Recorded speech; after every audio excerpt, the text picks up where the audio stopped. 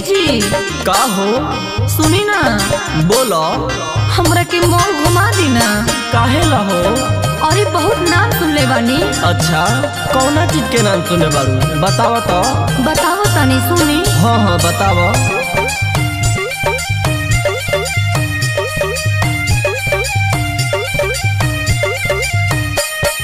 Railway station देखनिया देखनी Fatima gate हो, तमसा सरियू रोज garden से भरल हमर पेट हो। बुझाइल? और सुनो बतावो।